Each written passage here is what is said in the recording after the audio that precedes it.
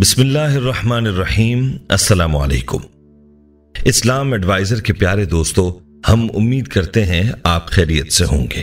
दोस्तों, इब्लीस को जन्नत से निकाल दिया गया था और जन्नत से निकलने के बाद उसकी एक ही सोच थी कि वो ऐसा क्या करे और ऐसी क्या चाल चले ताकि आदम को रुस्वा कर सके।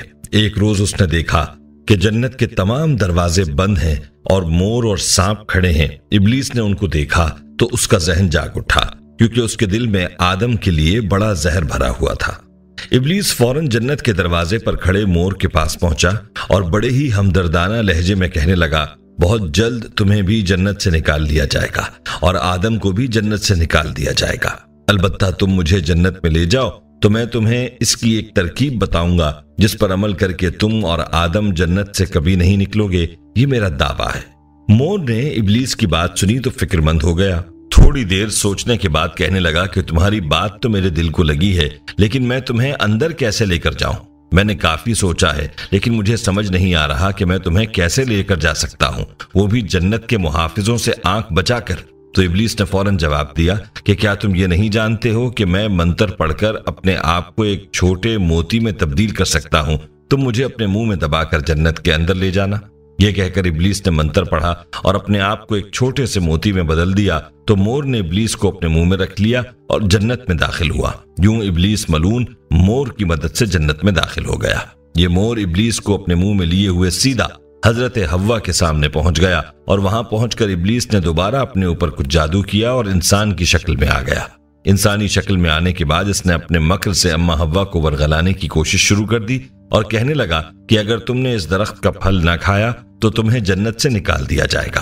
अम्मा हव्वा बोली, यह दरख्त तो ममनू है, इसका फल खाने से मना फरमाया गया है। इब्लीस दोबारा बोला कि इस दरख्त का फल ना खाया गया तो जन्नत से निकाल दिया जाएगा, तुम्हें भी और आदम को भी। इब्लीस मलून आखिरकार अपने इस मकर में कामयाब हो गया और अम्मा हव्वा ने इसकी बातों में आकर इस दरख्त का फल खा लिया और फिर हजरत आदम अलैहिस्सलाम के पास पहुंची और कहने लगी, मैंने ममनू दरख्त का फल खा लिया है, तुम भी इसका फल खा लो ताकि हम हमेशा जन्नत में रह सकें। हजरत आदम ने कहा, हाय अफसोस, तुमने ये क्या कर दिया? फिर इब्लीस की मक्कारी में आने वाली अम्मा हव्वा ने हजरत आदम को भी मजबूर किया कि वो भी इस दरख्त का फल खाएं और यूं इन दोनों को जन्नत से निकाल दिया गया।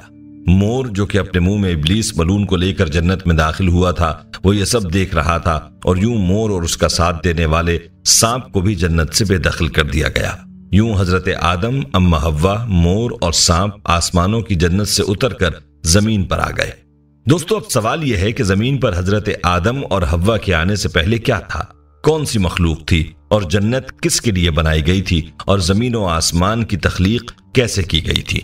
इस हवाले से हम आपको तफसील बताएंगे, लेकिन दोस्तों इससे पहले कि आपको इन तफसीलात से आगाह किया जाए, आपसे गुजारिश है कि अपने चैनल इस्लाम एडवाइजर को सब्सक्राइब कर लें और साथ ही लगे घंटी के बटन को भी क्लिक करें ताकि आने वाली वीडियोस भी आपको नोटिफिकेशन के जरिए मिलती रहें। और हमारी तमाम बहनों और भाइयों से गुजारिश है कि दुरूद पाक की बरकत से होने वाली दुआ में शामिल होने के लिए अपना नाम कमेंट सेक्शन में जरूर लिखें और हमारी दुरूद पाक की महफिल का हिस्सा बने।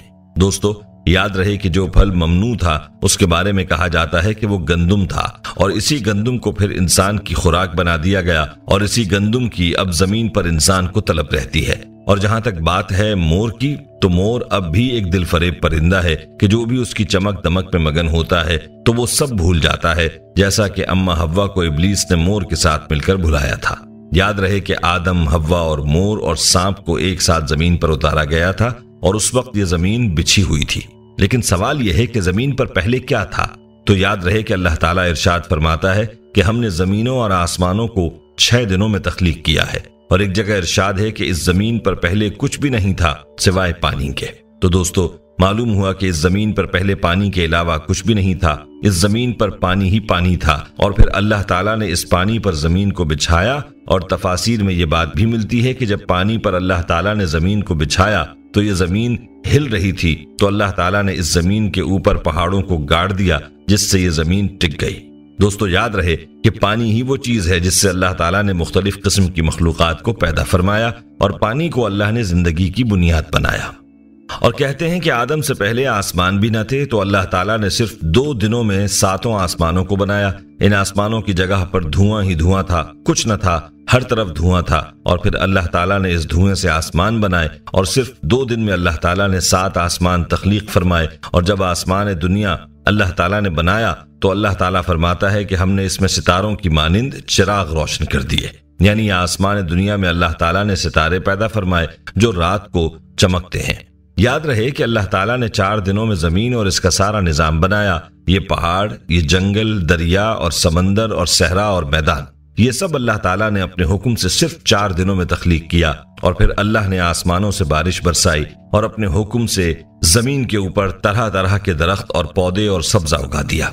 दोस्तों, मालूम हुआ कि जब आदम न थे तो तब भी ये कायनात थी। जब आदम को अल्लाह ताला ने तख्लीक करने का इरादा फरमाया तो अल्लाह ताला ने इस कायनात को तरतीब दिया और इस कायनात को पैदा फरमाया। और जब आदम अलैहिस्सलाम को पैदा फरमाया तो अल्लाह ताला ने पहले तो उनको जन्नत में रखा और फिर इब्लीस मलून के मक्र की वजह से हजरत आदम को जन्नत से निकालना पड़ा तो अल्लाह ताला ने उनको इस जमीन के ऊपर भेजा और यही अल्लाह की मंशा थी।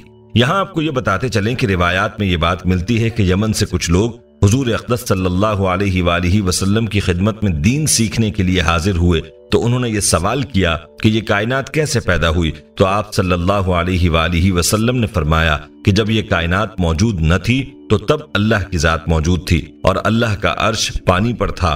इसके बाद अल्लाह ताला ने आसमानों और जमीनों को पैदा फरमाया और लौहे महफूज में हर चीज को लिख दिया।